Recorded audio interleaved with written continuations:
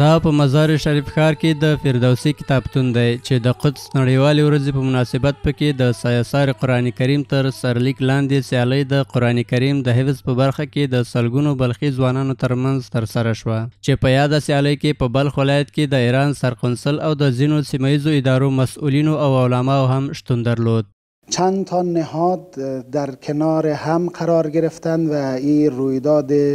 بزرگ قرآنی را برگزار کردند. الحمدلله با توجه با محدودیت زمانی که ما داشتیم استقبال بسیار فوق‌العاده بود. نزدیک به 100 نفر چهره قرآنی هم در بخش حفظ کل، حفظ 15 جز و قرائت بالای 18 سال و زیر 18 سال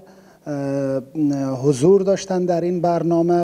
لدې سره ځینو علماو په مراسمو کې ګډون کوونکو ته په خپلو ویناو کې وویل چې د فلسطین او په ځانګړې توګه د غزې اوسیدونکو سره د مظلومیت د اسرائیلو او د هغوی د متحدینو په وړاندې په پرېکنده ځواک کې خپلې مبارزې ته دوام ورکړی، نو اړینه ده چې ټول مسلمانان د فلسطین سره په څنګ کې ودرېږي او خپل ملاتړ ترې اعلان کړي.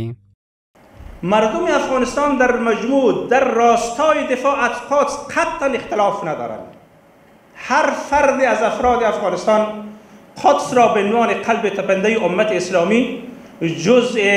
از اعتقادات خود و در راستای دفاع از قدس آمادگی قربانی داشتند و دارند. مجاهدین سرفراز، جوانان غیرتمند غزه، جوانان مؤمن و متعهد و عزیز غزه، پرچم پر احتزاز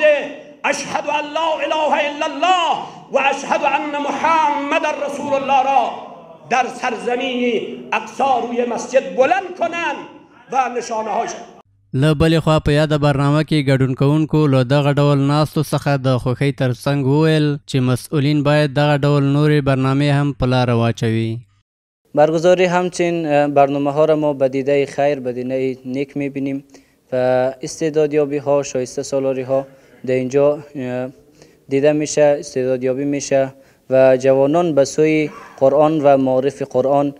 سوق پیدا میکنه. در روند اکمال چنین برنامه های خوب و عالی قرآنی همواره عزیزان قرآنی ما را همکاری بکنند تا